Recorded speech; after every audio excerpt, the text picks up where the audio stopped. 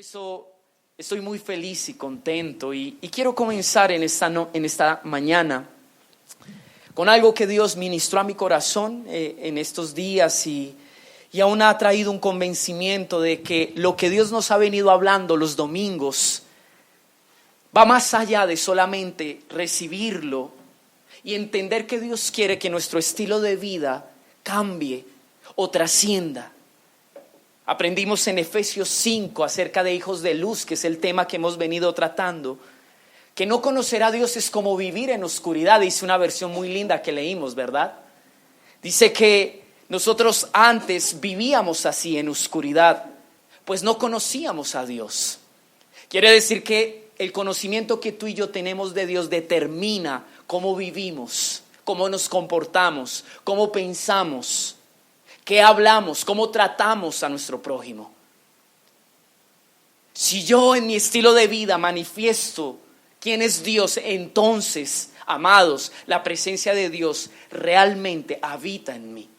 Amén. Diga al que está a su lado, tu manera de vivir debe revelar el Dios que tú tienes en tu corazón. Amén. Y dice la versión lenguaje sencillo, Efesios capítulo 5 versículo 8, no conocer a Dios es como vivir en oscuridad. Y antes ustedes vivían así, pues no lo conocían, pero ahora ya lo conocen y han pasado a la luz. Vivan entonces como corresponde a quienes conocen a Dios, pues su espíritu, quise colocar esto de demás porque es el verso que sigue, pues su espíritu nos hace actuar con bondad, en justicia y verdad. El estilo de vida de alguien que conoce a Dios se caracteriza por tres aspectos: la bondad, la justicia y la verdad. No vamos a hablar aún de ello, pero sí quiero enfocar en el día de hoy el tema en cómo debe ser nuestra vida ahora que conocemos al Señor. Si no hay una diferencia, amados, ser cristiano es un rótulo nomás. Si nuestra vida no evidencia, no manifiesta a Cristo, entonces tristemente tenemos que evaluar y concluir que hemos perdido el tiempo y que somos religiosos. Si hay algo que Dios en este tiempo ha querido motivar e instar y desafiar la casa, es que permita que la obra que Cristo hizo, no sé cuál día cada uno de nosotros tenemos memoria de aquel día en el que el Señor se nos reveló, nos rescató, nos restauró, nos levantó, nos sacó de la condición en la cual estábamos. Si realmente esa obra ha hecho algo en tu vida a partir de ese momento, nuestros días, el todo de nosotros tuvo que cambiar. Amén. Amar a Dios, seguir a Dios, confiar en Él, creer en Él, tiene que evidenciarse, amados. Por eso vaya conmigo a 2 de Corintios, capítulo 5. 2 de Corintios, capítulo 5. Ubique por favor el verso 11. Yo quiero leerlo primeramente en la Nueva Traducción Viviente y luego vamos a tocar en la Reina Valera algunos aspectos importantes. La intención de que yo use otras versiones es que podamos entender claramente lo que la Escritura nos está hablando. Verso 11 dice: dado que entendemos nuestra temible responsabilidad ante el Señor, trabajamos con esmero para persuadir a otros.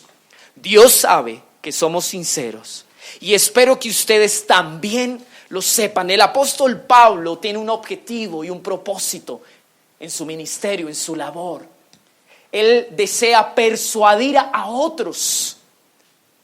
Y cuando yo entiendo lo que significa o representa la palabra persuadir, quiere decir que Pablo quería convencer a aquellos que estaban oyendo su mensaje. Amén.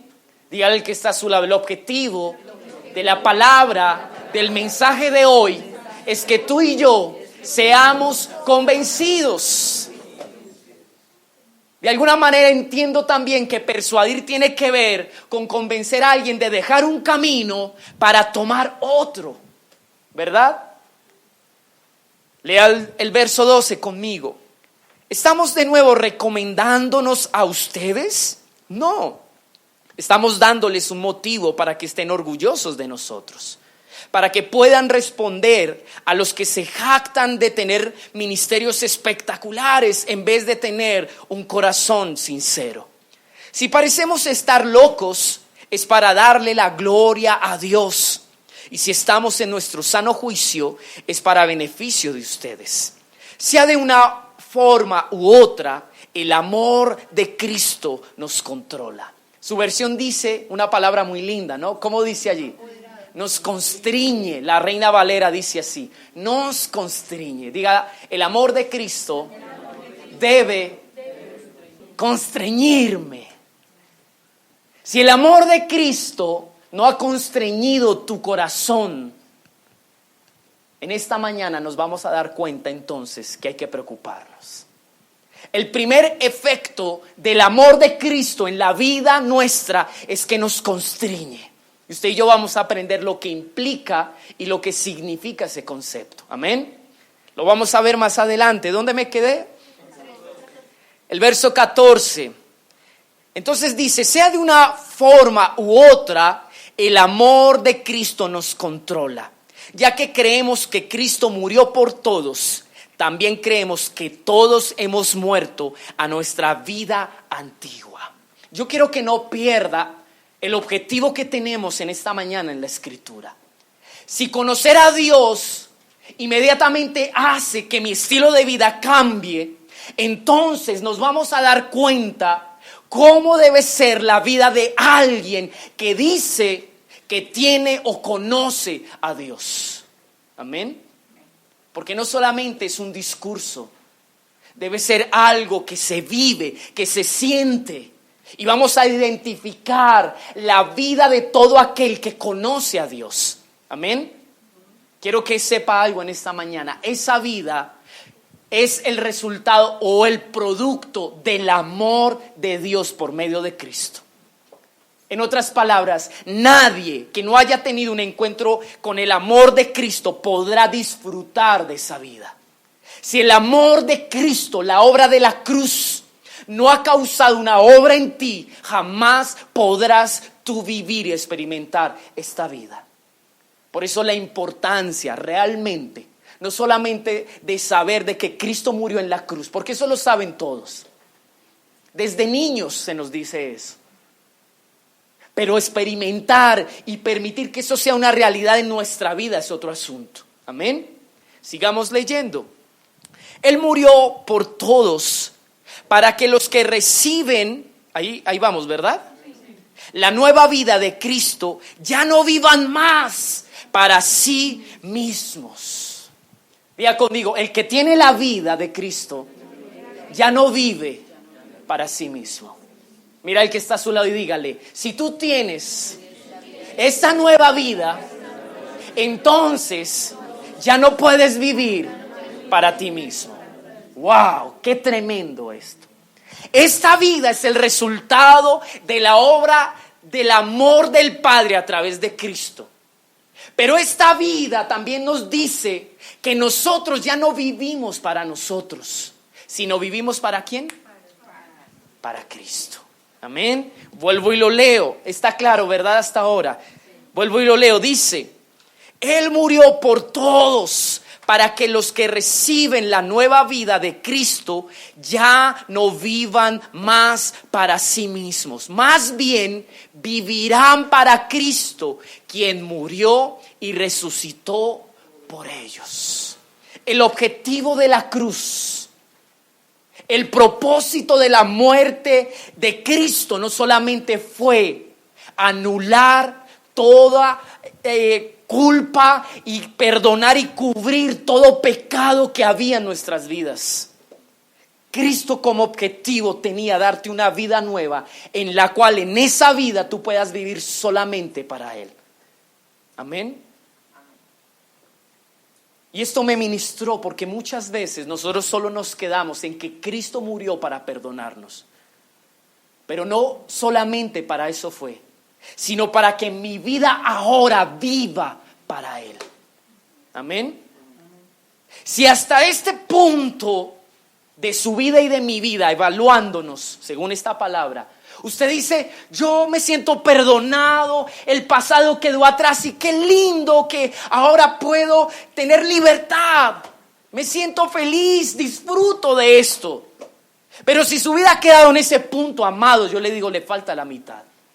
Si hasta el día de hoy usted sigue viviendo para usted mismo con el perdón de Dios, entonces le falta mucho por delante. Amén. ¿Lo estamos entendiendo?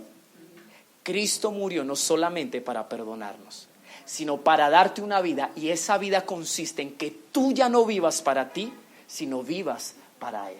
Amén. ¿Estamos aquí? Entonces mire lo que dice el versículo 16.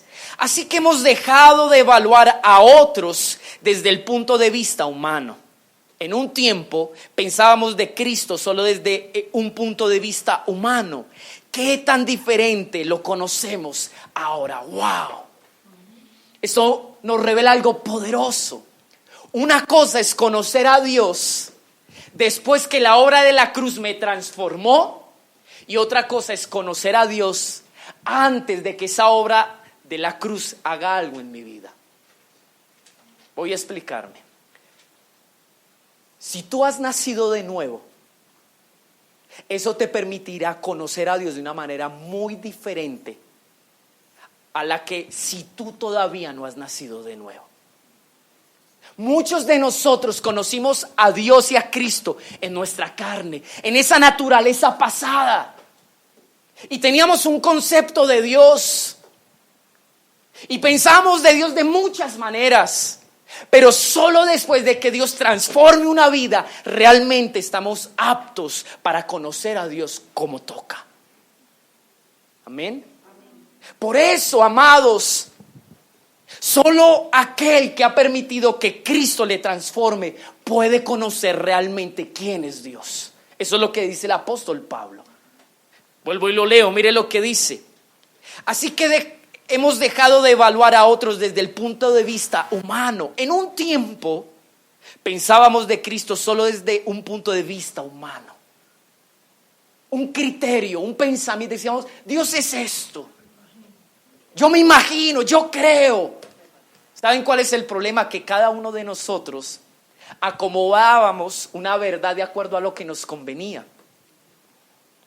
Y hacíamos el criterio de Dios de acuerdo a lo que a mí me gustaba. Pero el que Dios le transforma, amados, realmente conoce a Dios. ¿Usted está entendiendo? Por eso la importancia de que nuestra vida sea transformada. De lo contrario, no conoceremos a Dios. Es más, si usted ha permitido que Dios le transforme y conoce a Dios, y si yo no lo he permitido, usted y yo vamos a tener diferencias en cuanto a quién es Dios. Yo voy a decirle, no, yo creo que Dios es esto, pero ese concepto está acomodado a mis pasiones, a mis deseos, a mi egoísmo, a mi pecado, a mis debilidades. El mundo conoce a Dios de cierta manera, pero si ustedes ven, mire, hoy toda la gente habla de Dios, ¿o no? Todo el mundo te dice Dios te bendiga, que Dios te guarde, que Dios te cuide. Y uno ve el estilo de vida del mundo y uno dice, wow, pero ¿cómo así? Me hablas de Dios, pero tu estilo de vida no es coherente al discurso que tienes. Porque han conocido a Dios desde esa naturaleza, desde esa condición caída. Pero cuando tú permites que Dios te transforme y desde esa transformación empiezas a conocer a Dios, amado, vendrá realmente una revelación de quién es Dios. Amén. Dígale al que está a su lado. Por eso es importante permitir que en tu vida haya una transformación. Amén. ¿Me están entendiendo? Le veo la cara así como medio seria, entonces yo digo, Señor, necesito explicar un poco más claro, o estamos entendiendo. Estamos entendiendo, ¿verdad? Sigamos aquí, mire lo que dice, verso 17. Esto significa que todo el que pertenece a Cristo se ha convertido en una persona nueva. ¡Wow! Todo el que pertenece a Cristo se ha convertido en una persona nueva. ¿Cómo nos hacemos propiedad de Cristo? Cuando Cristo, a través de su muerte, nos limpia, nos transforma. Cristo en la cruz no solamente nos restauró, nos compró. Amén. ¿Cuántos de nosotros hemos recibido el perdón y la gracia de la cruz? Si así ha sido, déjeme decirle que usted es propiedad de Cristo.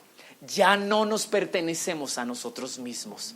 Ya no se trata de lo que usted y yo queremos, de lo que usted y yo pensamos, de lo que nos gusta. Porque si le pertenecemos a Dios, ahora se trata de lo que Él quiere, de lo que a Él le gusta, de lo que Él piensa.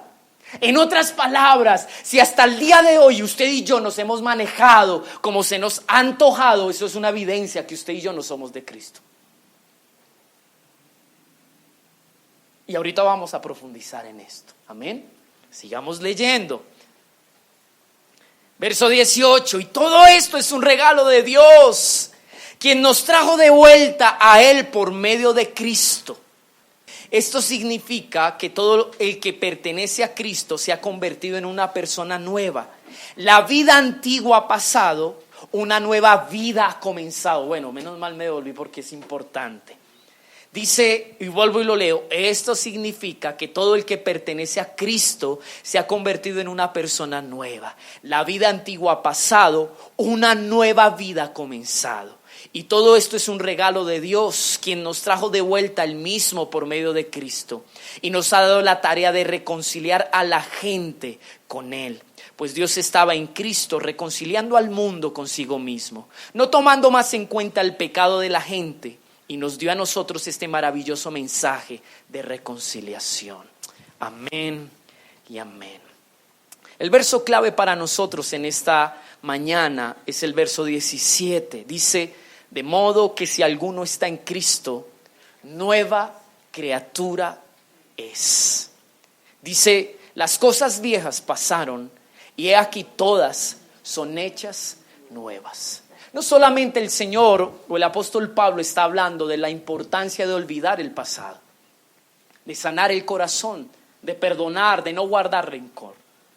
Él está implícitamente dejando ver que la vida de alguien que tiene a Cristo y que Cristo ha obrado en su corazón tiene que marcarse por una diferencia.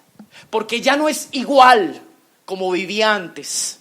Hay una nueva vida en Él. Y en Efesios la Escritura nos dice que todo el que conoce a Dios tiene que vivir coherentemente al Dios que conoce. Porque nosotros vivíamos antes de una manera muy singular, pero en ella se mostraba que no conocíamos a Dios. Por eso yo quiero que usted entienda que el mensaje más importante en esta mañana es: si tu vida no evidencia que tú tienes al Señor, entonces hay un problema. Las cosas viejas realmente tienen que pasar. La mentira, el adulterio, la fornicación, los vicios, la desobediencia, tantas cosas que sean parte de nuestras conductas pasadas, tienen que quedarse allá. Nuestra nueva vida debe evidenciarse porque Cristo pagó un alto precio por ella.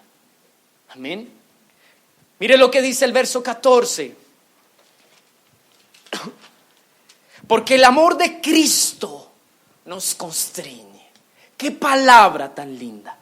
La palabra constriñe viene de un original que es arrestar. Y me gusta, porque tiene que ver con la tarea que tiene un policía cuando coge a un ladrón. ¿Qué hace, amados? Lo busca, lo atrapa, le hace inteligencia hasta que sabe dónde lo puede encontrar, y así mismo le pone las esposas y se lo lleva a la cárcel. Es increíble que el sentido de la palabra, que el amor de Cristo nos constriñe, quiere decir que el amor de Cristo nos hizo inteligencia, nos encontró, nos atrapó, nos puso las esposas y hizo que ahora nosotros fuéramos sus siervos. ¿No le parece hermoso eso? Dice un profeta que su amor lo sedujo y lo trajo con cuerdas de amor. Yo creo que esta es la historia de muchos de nosotros. Muchos de nosotros no estamos buscando al Señor. Huíamos como reos de Él. Nos escapábamos, nos escondíamos. Pero el amor del Señor nos encontró. Pero más que eso, ¿sabe qué me impacta de esta palabra? Que somos presos de su amor. Una raíz de esta palabra es custodiar o vigilar. Como cuando alguien está en la cárcel y tienen que estar ahí pendiente para que no se escape. ¿Sabe qué ha hecho el amor de Dios con nosotros? Vigilarnos. No sea que usted y yo queramos escaparnos y Él tenga que volvernos a echar mano. Diga conmigo, es mejor que el Señor me encadene bien a su amor para que no nos escapemos. Eso es lo que significa la palabra constreñir. Custodiar algo para que no se escape. Eso es lo que el amor de Dios ha hecho en nuestras vidas. ¿Saben qué me parece lindo, amados? Que la versión que yo leí dice: el amor de Dios nos controla. Y es el primer efecto que la cruz hace en la vida de un cristiano. Controlarlo, apoderarse de él. Dígame, ¿cuánto derecho tiene un preso en una celda o en una cárcel? Dígame cuánto él puede disponer de lo que quiere hacer. A qué horas se acuesta, a qué horas quiere salir o entrar. Está totalmente privado de su libertad. ¿Saben qué entiendo, amados? Que el amor de Dios en este sentido nos priva de aún de nuestra propia libertad. Quiere decir que alguien que ha sido transformado por el amor de Cristo es una persona que está totalmente rendida a los pies del Señor. Si eso aún no ha pasado en nuestras vidas, preocupémonos. Necesitamos un encuentro con la cruz y con el amor del Señor. Mire lo que dice allí, Gálatas 2:20. ¿Qué dice? Vaya conmigo, Gálatas capítulo 2, verso 20. Con Cristo estoy juntamente crucificado. Ya no vivo yo, mas Cristo vive en mí. Y lo que ahora vivo, wow, tremendo. Miren que estábamos hablando de lo mismo, dice, y lo que ahora vivo, aún en mi carne, en mi debilidad, en mi lucha, en mi incapacidad, dice, lo vivo en la fe del Hijo de Dios, el cual me amó y se entregó a sí mismo por mí. Yo quiero que usted tenga claro algo en esta mañana. El día que usted aceptó a Cristo en su corazón, el día en que usted recibió su perdón, usted se estaba sepultando allí también. Es lo que el apóstol Pablo expresa. Porque dice, yo con Cristo estoy juntamente crucificado. Mi yo, mis pasiones, mis ideas, mi manera de vivir, lo que yo quiero, eso tiene que allí crucificarse. Tristemente se nos ha compartido este mensaje parcializado. Se nos ha dicho una parte: Dios te perdona, Dios te restaura, Dios te levanta. Dios no tiene más en cuenta el pasado que tú viviste. Pero no se nos dice que en ese mismo instante también tenemos que subirnos a esa cruz y dejar todo lo que somos allí.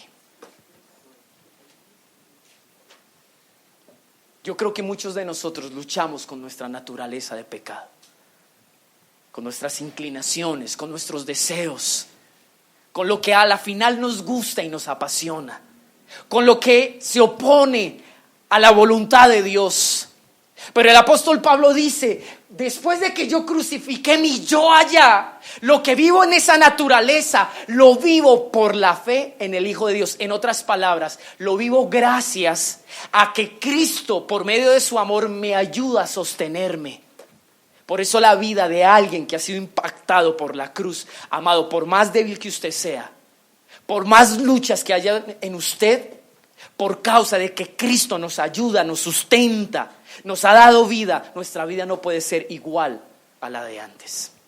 Si usted sigue maltratando igual, si usted sigue ultrajando de la misma manera, si usted sigue maltratando a su esposa, a su esposo, de la misma manera que lo hacía antes que supuestamente usted era cristiano, yo le digo, usted no ha cambiado, usted sigue siendo el mismo. No ha pasado ni por la cruz y aún en su debilidad no ha permitido que Cristo lo sustente y lo ayude. Amén. Es importante muchas veces que Dios nos hable de esta manera. Necesitamos ser cristianos reales, genuinos. Amén. Y creo que estamos en tiempos, iglesia, donde nosotros no podemos ser ni mediocres y tampoco podemos engañarnos ni a nosotros mismos ni a Dios.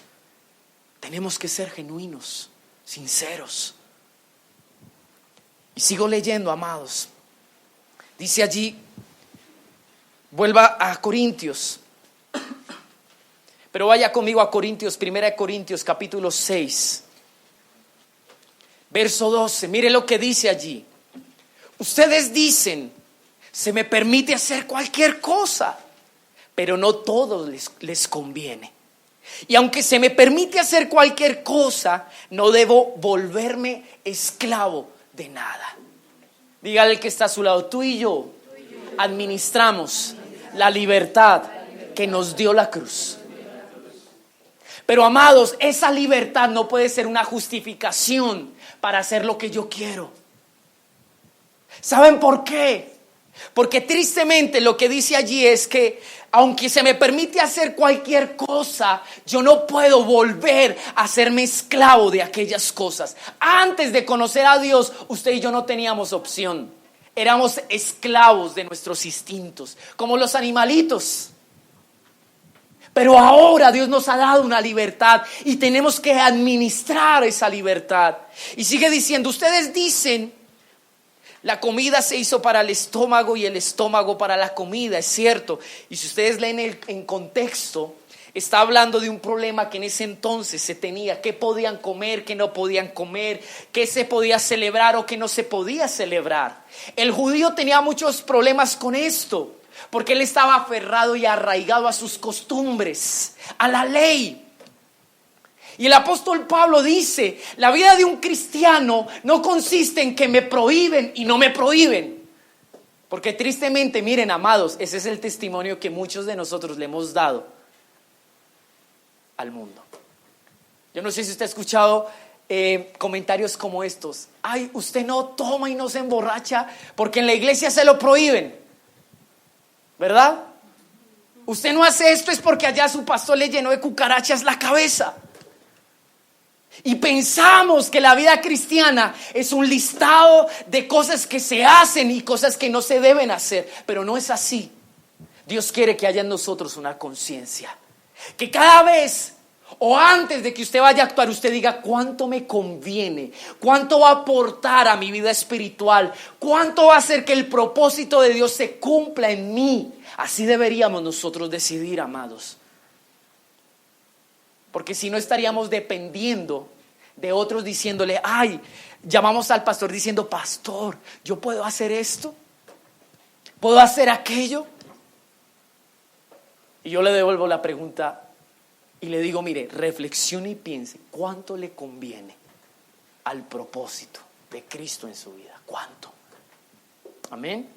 Dígale al que está a su lado, ahora nosotros hacemos las cosas pensando en cuánto realmente nos aprovechan. Si lo entendemos, vamos a vivir vidas maduras espiritualmente. Amén.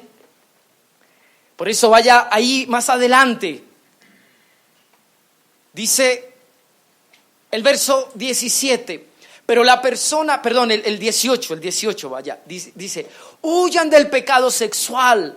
Ningún otro pecado afecta tanto el cuerpo como este, porque la inmoralidad sexual es un pecado contra el propio cuerpo.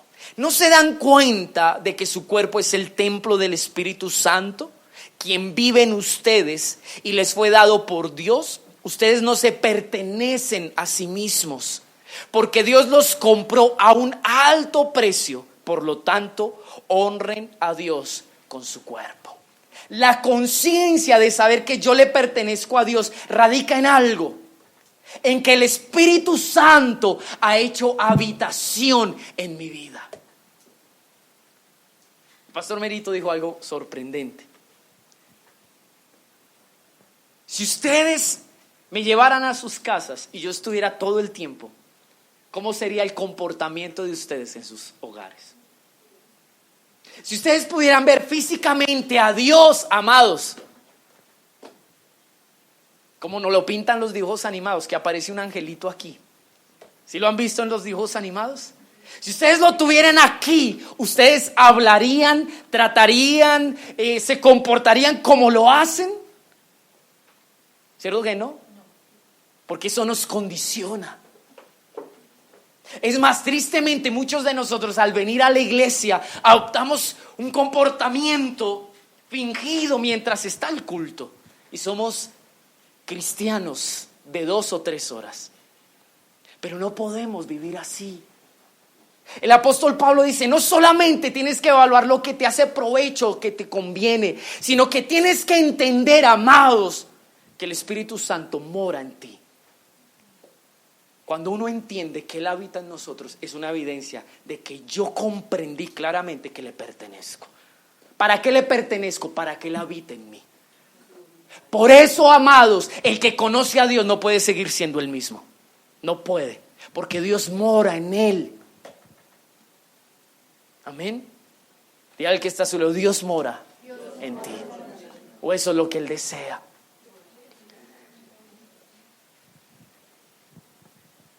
Vuelva conmigo a Corintios. Segunda de Corintios capítulo 5. Mire lo que dice el verso 17. De modo que si alguno está en Cristo, mire lo primero que pasa. ¿Qué dice? Nueva criatura es. Si nosotros estamos en Cristo, lo primero que ocurre es que nosotros nos convertimos en una nueva criatura. Amén. La palabra criatura tiene que ver con una palabra que es origen. Quiere decir que el apóstol Pablo dice, todo el que viene de origen, producto de la obra de Cristo, tiene que ser nueva criatura.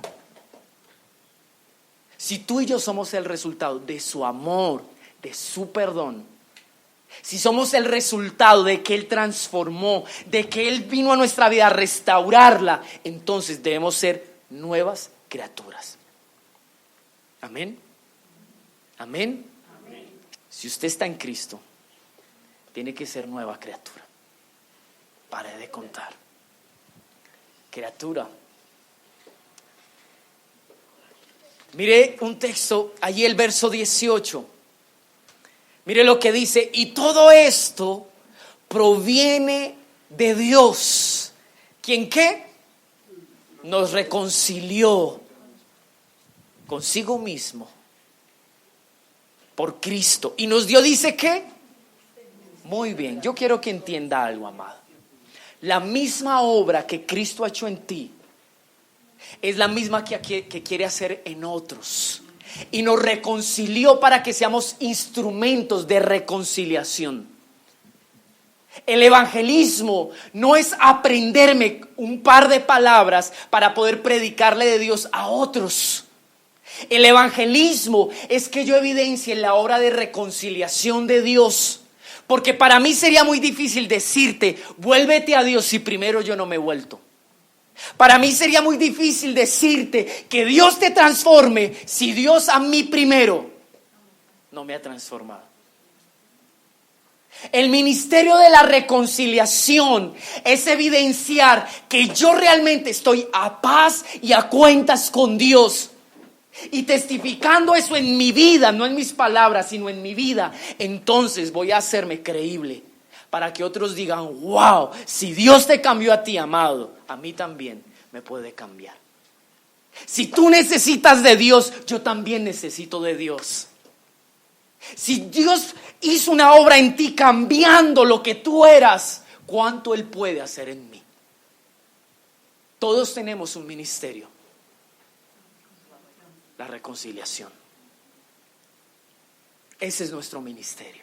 Tal vez usted diga, yo no sé para qué Dios me creó, para qué me llamó. No soy pastor, no soy profeta, no soy lo que sea. Pero amado, nuestro ministerio es reconciliar a otros con el Padre, como nosotros hemos sido reconciliados. La palabra reconciliar es muy linda, porque tiene que ver con la forma que Dios usó para volver a acercarse al hombre. En el Antiguo Testamento hay algo muy lindo, amados. Dios diseñó y estableció una manera con la cual el hombre podía volverse a Dios y volverse en amistad con Él. ¿Cuál era esa manera? El sacrificio, la ofrenda.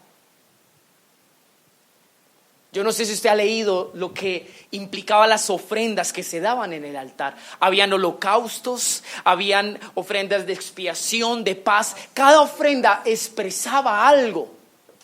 O sea, contenía una idea. Dios la apartó para que el pueblo, cuando se acercara al altar, le expresara algo a Dios.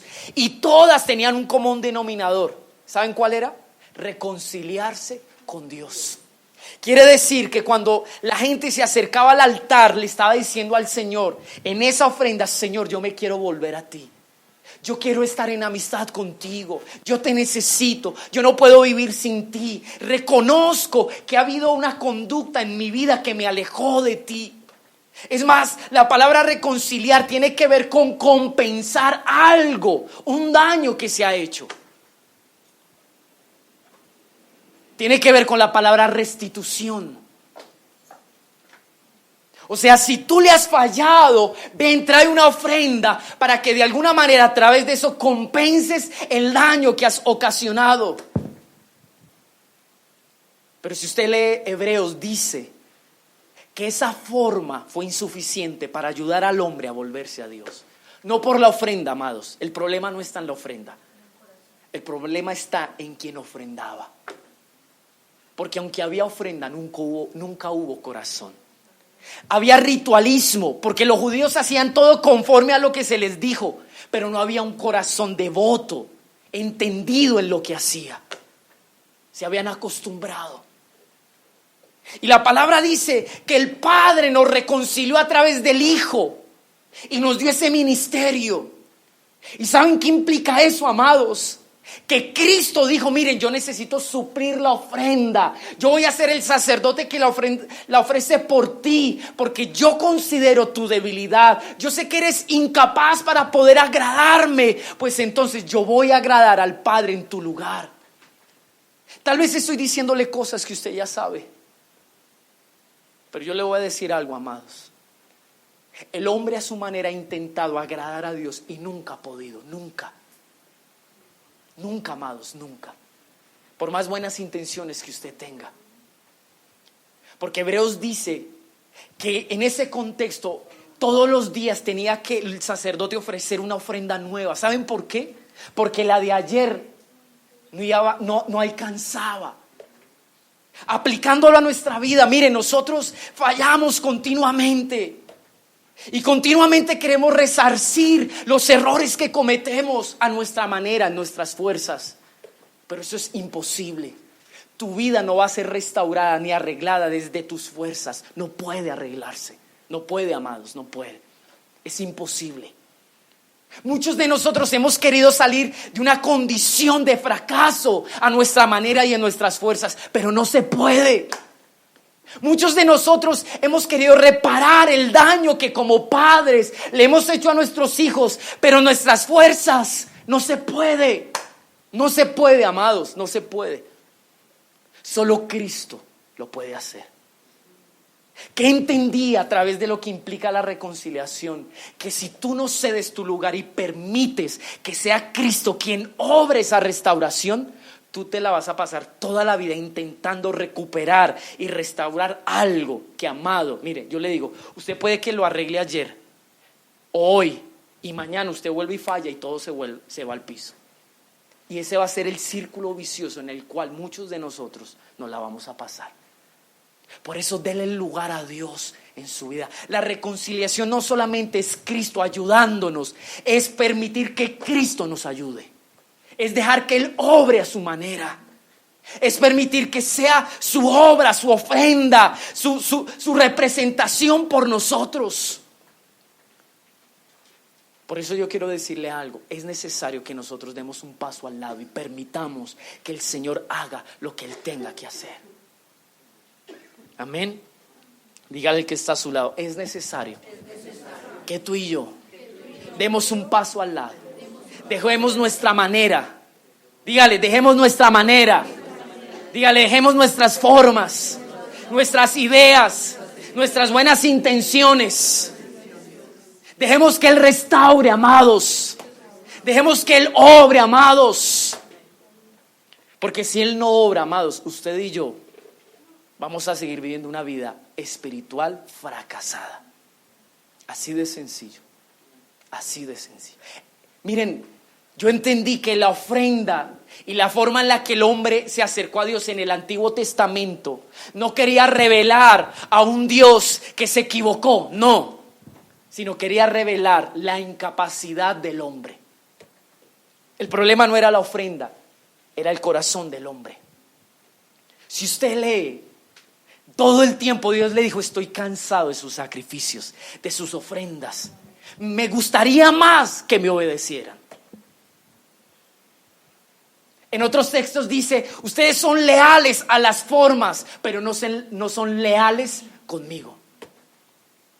Hay devoción en cuanto a tenemos que hacerlo en el horario, con las vestiduras, pero no hay devoción para querer amarme a mí. Y eso nos pasa a nosotros en nuestra vida cristiana. Pensamos que por venir a cumplir el horario del culto, ya todo está hecho. Pensamos que por llevar una vida devocional todos los días, entonces somos gente de devoción. Pero cuando vemos el estilo de vida nos damos cuenta que nuestra vida no es de acuerdo al devocional que tuvimos en la mañana. ¿Cuántas veces nosotros tenemos un devocional y salimos a vivir en contra de lo que quizás Dios nos ministró, nos quiso hablar en la mañana? Eso es una realidad. Y hasta el día de hoy el hombre ha querido o ha intentado acercarse a Dios desde lo que puede hacer para Dios, pero se equivoca. La palabra reconciliar tiene que ver con que Cristo debe tomar el lugar de que Él o a través de Él podemos agradar a Dios. En otras palabras, solo a través de la obra transformadora de la cruz, usted y yo podemos realmente amar a Dios. De lo contrario, no se puede. No se puede, amados. No se puede. Mire lo que dice Efesios. Perdón, antes de Efesios, Romanos 5. Vaya conmigo a Romanos capítulo 5. Verso 11. O 10 incluso. Porque si siendo enemigos fuimos reconciliados con Dios por la muerte de su Hijo, mucho más, estando reconciliados, seremos salvos por su vida. La obra de la reconciliación no se limitó a la condición o a la actitud tuya y mía. Dice que Él decidió reconciliarnos, aún nosotros todavía siendo sus enemigos. Y eso es precioso. Porque usted iba en contra de Dios y Dios dijo: no me importa, yo te reconcilio por medio de mi Hijo. No voy a esperar a que tú te vuelvas a mí. No voy a esperar eso. Aún siendo tú mi enemigo, yo te reconcilio. Yo te perdono, yo te limpio, yo te restauro. Yo hago que lo que tú no has podido dar para Dios, yo lo doy por ti. Eso es la obra de la reconciliación, amados. ¿Y saben qué es lo más lindo? Que lo que viene después de que usted y yo somos reconciliados de esa manera, mire lo que dice: estando reconciliados seremos salvos por su vida. Es más, dice mucho más estando reconciliados. En otras palabras, cuando hay alguien que realmente ha permitido la obra de reconciliación en su corazón, lo que viene después, amados, se da fácil. Dice mucho más. Dice el apóstol aquí, mucho más. Por eso la vida del Espíritu y vivir para Dios no es algo que se fuerce. No es algo que usted diga: no, esto es difícil. Amado, eso es algo que se da. No por usted, Incluso lo dice aquí, si Él, aunque usted y yo seamos sus enemigos, nos reconcilió, ¿cuánto más después de que usted y yo ya seamos restaurados, seamos levantados de esa vieja naturaleza? Dios tiene el poder para hacer que nuestra vida sea una vida para Dios. Dios la tiene, amados. Amén. Colosenses, mire lo que dice, capítulo 1, verso 15. Dice, Él es la imagen del Dios invisible, el primogénito de toda creación, porque en Él fueron creadas todas las cosas, las que hay en los cielos y las que hay en la tierra, visibles e invisibles, sean tronos, sean dominios, sean principados, sean potestades. Todo fue creado por medio de Él y para Él. Y mire lo que sigue diciendo. Y Él es antes de todas las cosas, y todas las cosas en Él subsisten. Y Él es la cabeza del cuerpo, que es la iglesia. Él es el principio, el primogénito de entre los muertos, para que en todo tenga la preeminencia. Por cuanto agradó al Padre que en Él habitase toda la plenitud. Verso 20. Y por medio de Él, ¿qué dice? Reconciliar consigo todas las cosas. En este contexto, la palabra reconciliar traduce como poner en orden. ¿Qué significa reconciliar? ¿Y qué es lo que Dios ha querido hacer en tu vida y en mi vida? Poner un orden. Y lo que quiere decir es que todas las cosas que fueron creadas, todas las cosas que Cristo sustenta, deben de estar en orden con Dios. Amén. Por eso siga leyendo. Dice, y por medio de Él reconciliar consigo todas las cosas. Dice, así las que están en la tierra como las que están en los cielos, haciendo la paz mediante la sangre de su cruz. ¿Cómo puedo yo saber que mi vida está en orden? Porque mi vida está a cuentas con Dios. El orden de Dios tiene que ver, o la reconciliación de Dios tiene que ver con que delante de Él estemos a cuentas. ¿Y qué es estar a cuentas? Que yo no tenga ninguna deuda delante del Señor. Que todo mi pasado esté cerrado y concluido. Que la vida pasada sea algo del pasado. Eso significa estar en paz. Es más, tiene que ver con rendir cuentas, con exponer mi corazón, desnudarlo delante de Dios y decirle, Señor, ¿cómo estoy? ¿Cómo está mi corazón? ¿Cómo están mis caminos? Examíname. Mira lo que hay aquí adentro, Señor. ¿Cómo vivo? ¿Te agrada o no te agrada? Eso es estar a cuentas. El propósito de la reconciliación es presentar tu vida, mi vida, delante de Dios para meterla en un orden. Y el orden es que todo esté acorde a Dios. Si usted revisa su vida, si yo reviso mi vida, ¿cuántas cosas vivimos que no van acorde a Dios, amados? ¿Cuántas? ¿Cuántas? Siga leyendo. Y a vosotros también, que erais en otro tiempo extraños y enemigos. Verso 21. En vuestra mente haciendo malas obras, ahora os ha reconciliado en su cuerpo de carne por medio de la muerte, para presentarlos como, ¿qué dice allí? Santos y sin mancha e irreprensibles delante de Él. Hay tres características que tiene alguien que ha sido reconciliado con Dios. Alguien que ha puesto su vida en orden de acuerdo al criterio de Dios. Tres características. Dice ahí que es santo, que está sin mancha y que es irreprensible. La palabra santidad tiene que ver con ser como Dios es, porque Él es santo. La palabra santidad tiene que ver con ser apartados, dedicados a Él. La palabra sin mancha tiene que ver con estar sin culpa, sin situaciones en nuestra vida que nos señalen. Muchos de nosotros No podemos hablar y tratar de dar ejemplo a otros. ¿Saben por qué? Porque tenemos, como vulgarmente se podría decir, rabo de paja. Es difícil decirle a otros, ay, mire, ¿sabe qué? Perdone. Cuando han conocido que por nuestra boca lo único que sale es amargura, rencor y dolor. La palabra sin mancha tiene que ver con eso, con testimonio. Es más, lo último tiene que ver con integridad, irreprensible. O sea que cuando lo vean a usted, miren, como dice el pastor Radames, que ni el diablo tenga algo que decir en contra suya. Pero si yo le digo una cosa, si le dejáramos al diablo hablar en contra nuestra, ¿qué podría decir?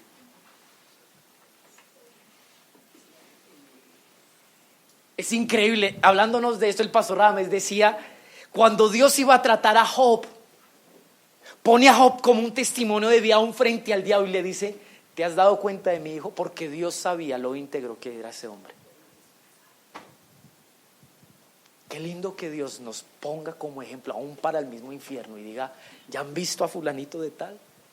¿Cómo me ama? ¿Cómo me respeta? ¿Cómo me teme? Si estas tres características no están en nuestro estilo de vida, amado, usted y yo no hemos sido reconciliados con Dios. Todavía nos falta ese encuentro con la cruz. Efesios capítulo 2.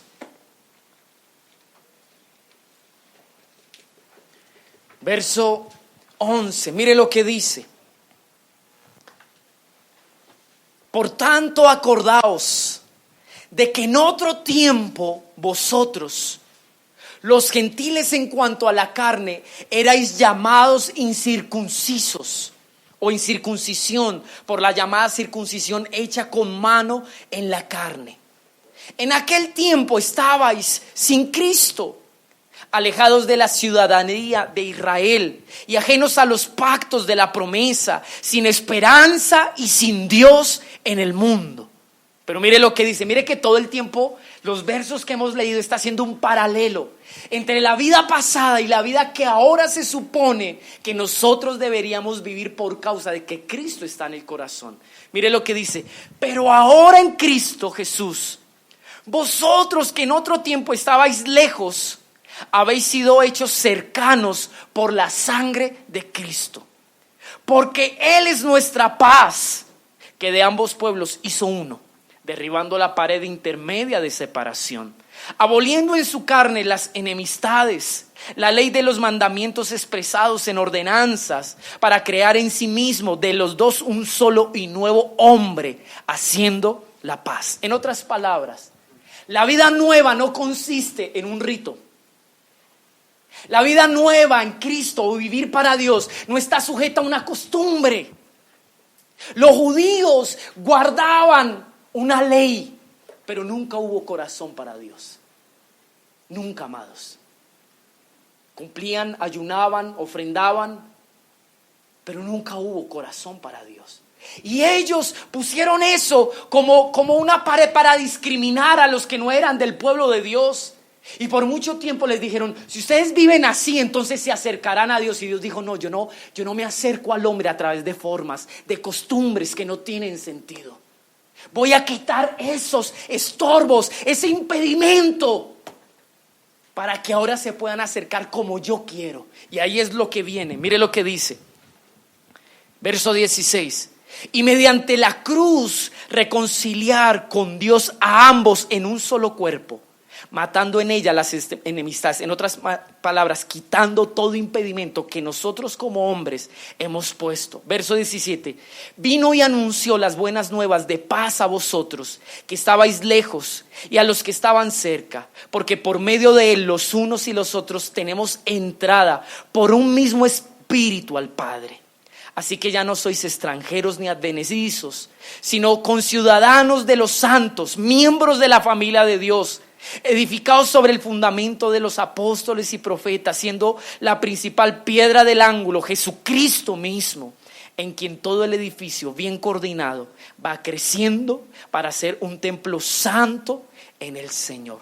¿Qué entiendo? La vida del cristiano podrá crecer, podrá madurar siempre y cuando su vida no esté radicada en la costumbre, no esté radicada en el ritualismo, en la rutina, en venir a la iglesia, cumplir un horario, en llevar la Biblia debajo del brazo, sino permitir que la obra de Cristo realmente afecte su corazón. Eso es lo que Pablo está diciendo allí. Solo creceremos edificándonos en Cristo siempre y cuando salgamos de esas estructuras. Y mi llamado en esta mañana es que nosotros salgamos de nuestras estructuras. Venir a la iglesia cada 8 días no cambia a nadie. Es parte de lo que por obediencia tenemos que hacer nosotros. Dice la Escritura, no dejen de congregarse. Pero yo sí quiero decirle que lo único que va a transformar su vida es un encuentro real con Jesucristo. Es lo único, amados. Es lo único. Por años ellos ministraban, servían a Dios, le daban ofrenda. Por años vivieron bajo ese estilo de vida, pensando que se acercaban a Dios. Pero la palabra dice, y es clara, en los últimos tiempos me dirán, Señor, Señor, predicamos, profetizamos, echamos fuera demonios. Y el Señor dice, apártense de mí, porque yo conozco cómo ustedes actúan y cómo viven, hacedores de maldad. Nunca los conocí. Por eso, amados, yo les invito a que nosotros permitamos realmente que la obra de Cristo se desarrolle en el corazón. Si Cristo murió por ti, tú le perteneces a Cristo. Si tú has recibido el perdón de Dios, el primer resultado es la santidad. Si tú has recibido el perdón de Dios, lo segundo es que tú debes vivir una vida de testimonio. Si tú has recibido el perdón de Dios, tú tienes que ser una mujer y un hombre irreprensible. Si esto realmente es una evidencia y tú no vives por costumbre, entonces tú vas a crecer. Tú vas a crecer, amado. Esto es lo que Dios quiere para nosotros como iglesia en este nuevo tiempo, amados. Quiere una iglesia madura, que crezca, que evidencie. Jesús dijo, por sus frutos. Y creo que nosotros hemos sido conocidos por nuestros frutos. Lo que hablamos, lo que hacemos y lo que pensamos. Compartimos que el hombre del buen tesoro o del mal tesoro que hay en su corazón saca y vive. Y todo esto nos invita a reflexionar. Todo esto nos invita a que nosotros conscientemente podamos evaluar lo que ha sido nuestra vida cristiana hasta el día de hoy. ¿Cómo ha sido, amados? Dependiendo, cada uno llevamos cierto tiempo. Lo importante no es lo que pasó hasta el día de hoy, sino qué vamos a decidir hoy para de aquí en adelante, amados. Necesitamos evidenciar que Cristo está en el corazón. Esa fue la preocupación. Si usted ve, casi todos los textos hemos tocado: Colosenses, Corintios, Romanos, Efesios. Este era el problema de la iglesia cristiana en ese entonces. ¿Usted cree que no es el mismo problema hoy en día? Es el mismo, amados. Es el mismo. Qué lindo es hacer una oración de fe un domingo y decir: yo acepto al Señor como mi Salvador. Qué lindo es repetir y decir: Señor, yo confieso mi pecado, límpialo. Qué lindo es decir y hacer eso en la iglesia. Pero si solamente se quedara en esa oración, amados, necesitamos la obra de Cristo en el corazón. Pablo vio ese problema y por eso tuvo que confrontar y exhortar a la iglesia. El día que Pablo habló de Cristo, lo habló con gracia, con poder, con señales, prodigios. Pero el día que tuvo que confrontar a la iglesia, porque eso que le reveló no se había hecho carne en ellos, tuvo que ser conciso, franco y directo. No somos cristianos por un rótulo, somos cristianos porque vivimos a Cristo. Gálatas dice: yo ya no vivo. ¿Quién es el que vive? Mi pregunta es: ¿quién vive en ti? Todavía el que no hemos crucificado y el que está todavía vivito. ¿Saben la razón por la cual el padre no intervino al momento en que su hijo estaba dando su vida? Porque el padre sabía que el propósito de estar allí era que el hijo muriera. Amado, si usted se sube a la cruz, dígale al que está a su lado, si tú te subes a la cruz, no te bajes. Deja que tu yo muera. Todavía nuestro yo está muy vivo. Y si usted se da cuenta, nuestra vida espiritual se debate entre dos estados: nuestro yo y la vida del espíritu. Lo que yo quiero, mi derecho, lo que me gusta. Yo soy así, acéptenme de malas. Pero el Señor dice, eso tiene que sepultarse si tú quieres vivir realmente la vida del espíritu. Jesús se lo dice a Nicodemo. Jesús le dice, ¿tú crees que tú vas a entrar al reino porque conoces la escritura? Es más, tú que lo enseñas a otros, ¿no entiendes que se trata de una vida? ¿De una vida? Y eso es lo que Dios quiere que entendamos, amados. Póngase en pie en esta mañana.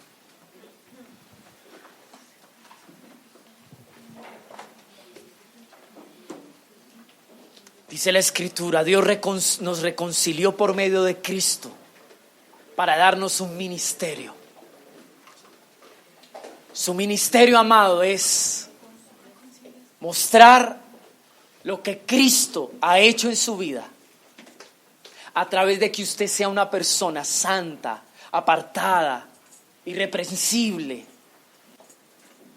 Y a través de eso, de que vive una vida rendida totalmente a Dios, otros se van a convencer de lo que es la reconciliación y querrán volverse a Dios. Un testimonio habla más que 1000 palabras, amados. Y Dios nos ha llamado a ser testimonio de lo que decimos que tenemos en el corazón y de lo que hablamos muchas veces de una manera tan bonita. Dios quiere gente genuina. Cierre sus ojos donde está.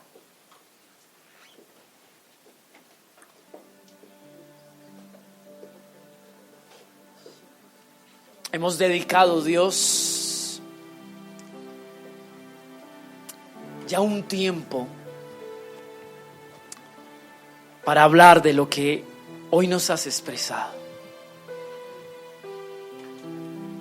De tantas maneras nos han dicho, despiértense, levántense.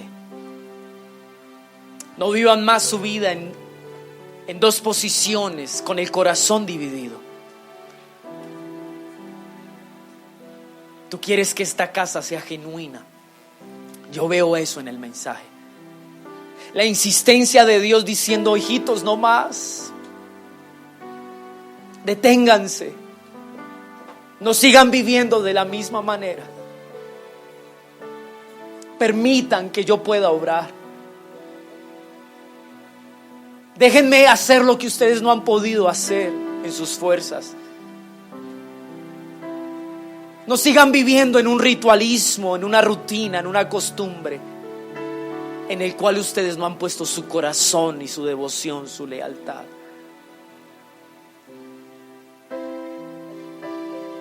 Hagan un alto y concienzudamente reflexionen, mediten en sus caminos, en la condición de su corazón.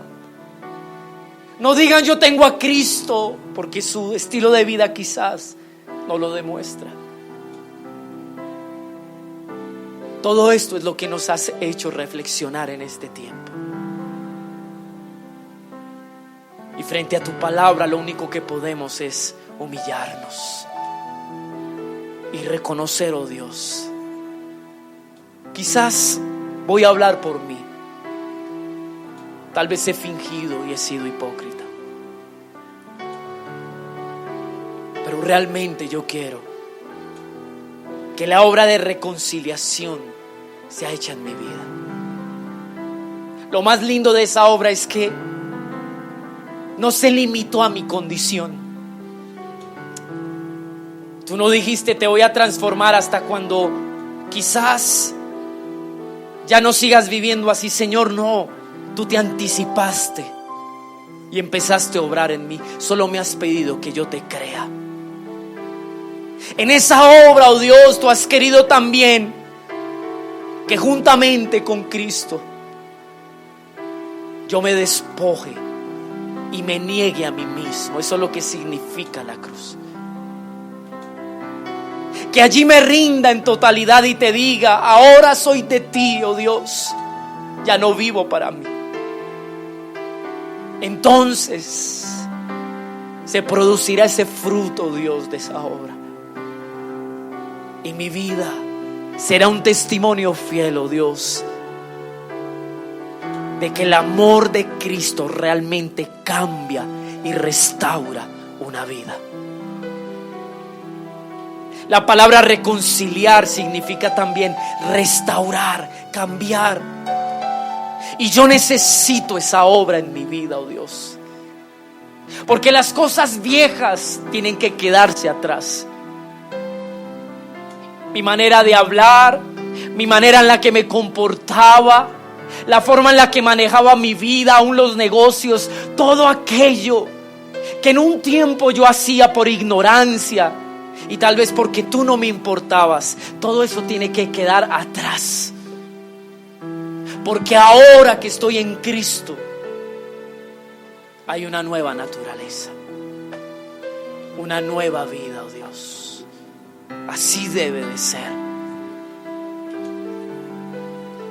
Necesitamos la obra de Cristo en el corazón.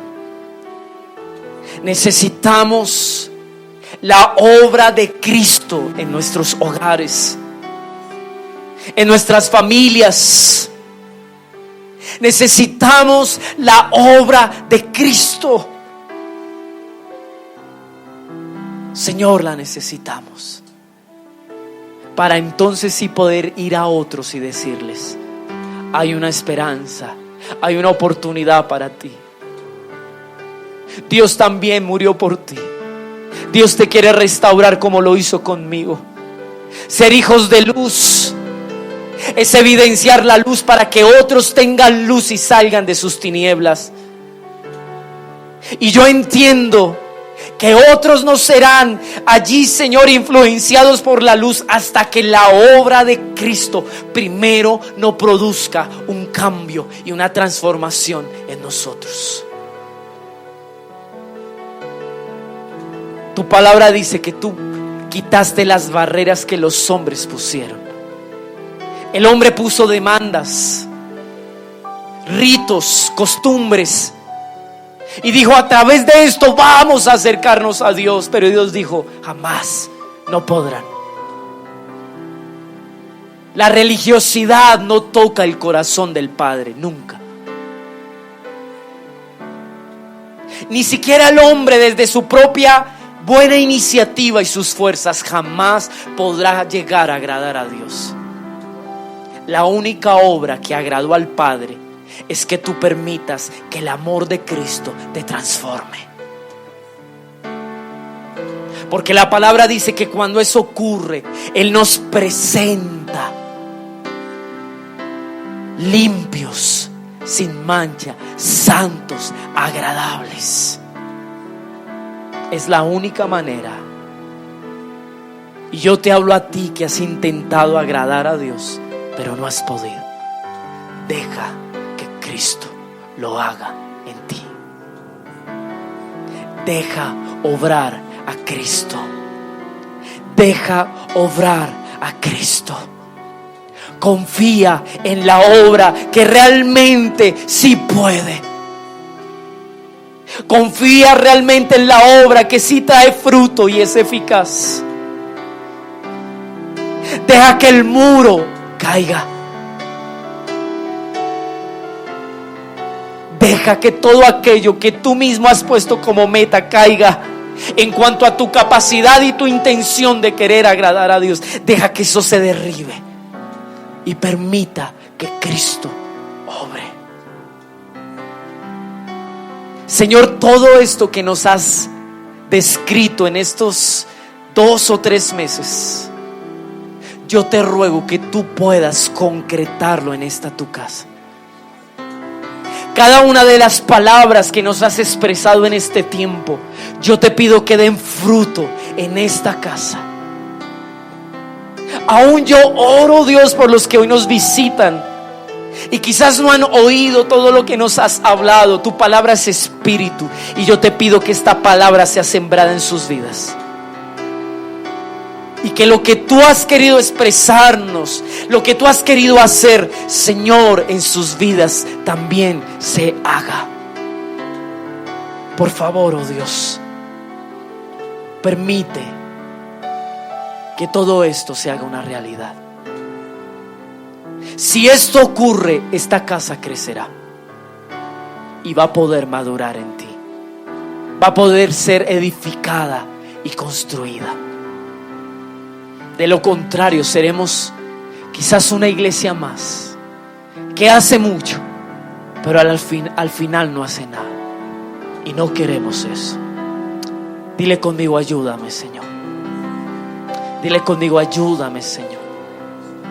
Dile: yo quiero verte.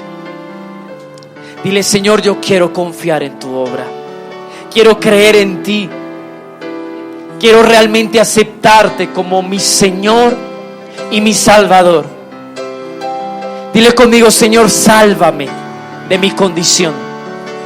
Sálvame de la situación en la cual hoy mi vida interna aquí adentro, Señor, está. Sálvame de mí mismo.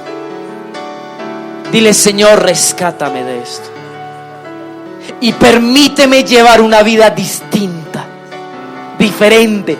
Haz, Señor, que haya un antes y un después, un punto de partida nuevo. Así te lo pedimos. Así te lo pedimos. En el nombre de Jesús. En el nombre de Jesús. Dile conmigo: Señor, abre mi entendimiento para que yo comprenda todo lo que nos has hablado en este tiempo. Dile: abre mi entendimiento, por favor, en el nombre de Jesús. Amén, Señor. Amén. Amén, Señor Jesús. Amén. Confiamos en ti, en tu obra.